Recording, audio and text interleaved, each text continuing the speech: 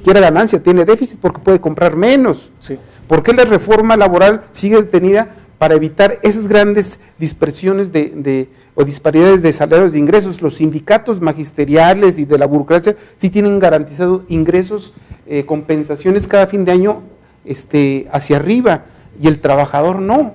A eso me refiero, de las grandes asignaturas que no se han podido hacer en 10 años y que las observamos en los últimos 72 años. ¿Sí? A eso me refiero de los fracasos. Es lo que queríamos terminar con esos años anteriores ¿Y en 10 años no se pudo haber hecho? Sí, o sea, nomás pudimos haber hecho la reforma del ISSSTE o del IMSS. Porque ni siquiera la energética, ¿eh? Ni siquiera la energética, a eso yo voy. Las familias pobres cada vez ven que pueden comprar menos kilos de gas. Y las clases media cada vez menos gasolina. Claro. Vas a la gasolinera y los 100 pesos o los 200 o los 300 pesos que le ponías a tu vehículo hace unos años, ahora ya no te dan para lo Y cada vez la clase media se está estirando más el cinturón y cada vez vemos que hay una depreciación en tu trabajo y cada vez vemos más que hay regresión en todos los apartados de la vida en México. Y aún a pesar de que tenemos una crisis mundial que ya está vertiendo algunos resultados positivos con otras acciones que han tomado otras potencias, vemos que el reto sigue para México. ¿Cómo vamos a redistribuir la riqueza? Si ciertamente en esas clases medias como la cuestión magisterial no se puede combatir el corporativismo, porque es uno de los grandes problemas que han aquejado este país, el sentido corporativista, sindicalista, que ha tenido sus cosas positivas, pero han sido más las negativas y los lastres, ya lo vemos. No podemos construir esa reforma laboral por ese sentido sindical, ese sentido de cuerpo que nos frena todo. No podemos establecer una reforma de Estado porque los partidos se enfrascan en ser eso, un partido, y cuando llegan al poder siguen actuando como parte y no como todo. Ahorita precisamente Felipe Calderón estará midiendo su músculo para ver si todavía tiene la fuerza interna para seguir decidiendo de aquí al 2012 y quizá construir del 12 en adelante, que se duda. E imponer al sucesor. Entonces, ahí está, los grandes pendientes para los políticos están en su entorno. Y lo que durante largos decenios anteriores se criticó como oposición del PAN, de que el dedazo, de que el tapado, bueno, ahora añoran eso y quieren reproducirlo. Por lo que pasa es que han evaluado que eso era lo que realmente les daba resultados.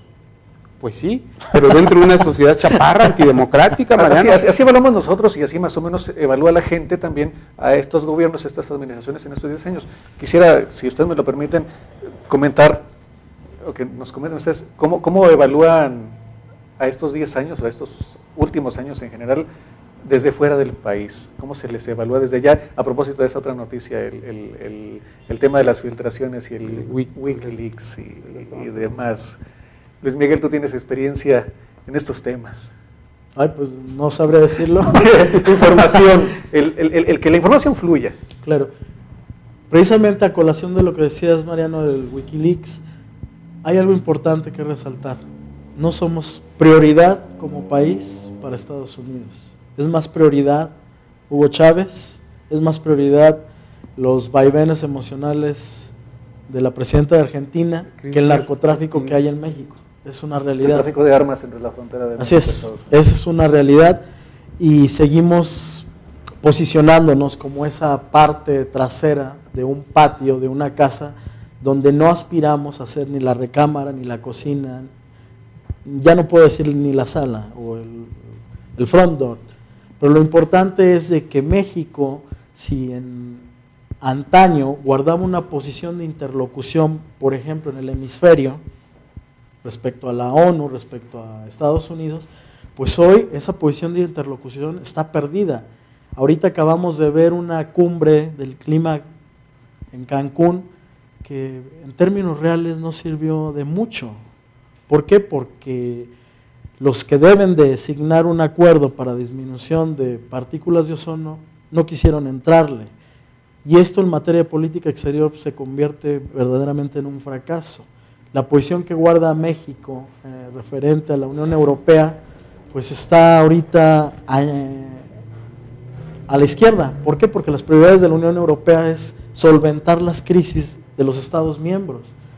En Estados Unidos el pacto migratorio no es su prioridad porque primero es darle chamba a los que están allá. Y entonces México anda ahí haciendo esfuerzos al unísono, queriendo hermanarse nuevamente con Centroamérica, tratando de recuperar el liderazgo, pero el problema es que si desde dentro no se construye, no se articula, ¿cómo vamos a poder proyectar hacia afuera algo? Y esas son de las cosas que a mí me preocuparían en materia de política exterior de estos gobiernos que han tenido muchos traspiés. Se perdió ese lugar tan importante en el Consejo de Seguridad porque no supimos qué hacer, no supimos definirnos. Entre ese debate de la política Estrada y de no intervención, pues la dinámica mundial nos exigía tomar partido, no lo tomamos, no asumimos una posición inteligente. ¿Y qué pasó? Nos relegaron los órganos internacionales. Y aunado a eso, pues vienen esos números rojos que siempre ya se nos está haciendo costumbre que nos otorguen. Los indicadores de transparencia internacional, los indicadores de competitividad, los indicadores de rendición de cuentas. O sea, hay un saldo regresivo respecto al mundo. Si bien estábamos muy pujantes con tanto acuerdo comercial, pues vemos que China ya nos está desplazando, ya nos desplazó. Aparte de esos indicadores medibles, también hay que reconocer que el gobierno de los Estados Unidos, aparte de convertirse en el gran gendarme del mundo, también asume el papel del gran calificador y de repente califica qué se hace, qué no se hace hasta en agricultura, en alimentación y dictamina si estás haciéndolo bien o no lo estás haciendo bien, etcétera. Pero me llamó la atención lo que los medios informativos han estado dándole vuelo en los últimos días, ese informe que realiza la Embajada de los Estados Unidos en México, que envía al gobierno central de los Estados Unidos y que ahora se filtra, y en ese informe establecen detalles como aquel de que, según lo que ellos observan, no hay absolutamente ninguna coordinación entre fuerzas en México y un término que citan textualmente la mayoría de los periódicos, que el informe de la Embajada de los Estados Unidos le dice a sus jefes: hay una corrupción generalizada. Es verdad. Bueno, yo creo que no debe ser novedad lo que leemos. No necesitamos que nos lo dijeran claro, ¿verdad? Porque no, a nivel municipal y estatal lo estamos observando. Pues dime nada más, ¿para qué nos sirven las videocámaras aquí en Durango? ¿Para agarrar borrachitos o para agarrar distribuidores de droga? Poquitos, o sea, pero no se les tapa a las videocámaras cuando pasan los convoys para levantar gente, porque nadie los ve, se vuelven transparentes, invisibles, no los ve nadie. O sea, las videocámaras nos dicen que el municipio, cuando ve un convoy, voltea sus cámaras para otro lado. Esa es realidad, y eso, o sea, son datos más duros y más ¿cómo te diré?, impactantes, que decir, están descoordinados. ¿Qué es eso? O sea, tú dices, en un operativo llega primero la policía ministerial, o no sé hoy cómo porque cada rato la están cambiando, ya se perdió. Yo tampoco sé cómo se llama. ¿Ya cómo se llama? Yo les puedo decir judiciales. Los judiciales, y llegan a 2 cuadras a distancia y se mantienen, y luego el ejército llega a media hora, y luego la policía preventiva llega a las 3 horas, y luego todos anuncian. Es que vamos a investigar, y hasta ahorita, de los que en Durango ha habido 2,000 o 3,000 ejecutados, no ha ido un solo resultado de esas investigaciones. O sea, a nivel municipal y estatal, esos informes que llegan, o ese reporte de la embajada a sus jefes allá en Washington, ¿sí?, nosotros lo sabemos a detalle, que hay una descoordinación organizada. ¿Sí? Tú llegas primero, yo llego después, yo llego a las 3 horas, o sea, no llega nadie, y llegan y luego hacen el espectacular acordonamiento para buscar güeyes. Todos sabemos, el ciudadano común de a pie sabe, ¿sí?, que es una descoordinación y que eso no nos va a llevar a nada. Luego nos dicen los responsables que sí graban y sí tienen todas esas evidencias en video, pero que esas no las hacen públicas y que las mandan a quien deben enviarlas. Entiendo yo que el Ministerio Público...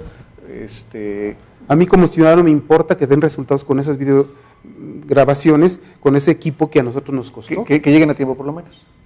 Pues, y que yo cuando salga ¿verdad? Que vean que me van a levantar, pues al menos le hagan al cuento y lleguen antes un poquito esto, lo otro. Pero no sucede. O sea, esos informes, Mariano, están obsoletos con respecto a la realidad que vivimos diariamente, concretamente en Durango. ¿Qué les parece si vamos a, salvo que quieras comentar algo al respecto, Luis? ¿Qué les parece si vamos, hablas de la cuestión municipal, de la cuestión a nivel local aquí, doméstica? Bueno, que es otra expresión. Vamos a verlo, las cuestiones domésticas, vamos a hablar de temas municipales. Y algo que siempre pasa al inicio de las administraciones públicas es el que los que llegan empiezan a sacarle los trapitos a los que se van, y en cuanto se acomodan o no se acomodan, en cuanto si se reparten o no se reparten bien, y empiezan a haber algunas disfunciones en algunas administraciones, y creo que aquí tenemos un ejemplo en el caso de Nombre de Dios. Mira, cuando hablamos del fracaso de nuestra democracia y de nuestros sistemas, estamos hablando precisamente de eso. Mira, pasamos 8 días o 10 días, llegamos a la segunda semana con el caso Nombre de Dios.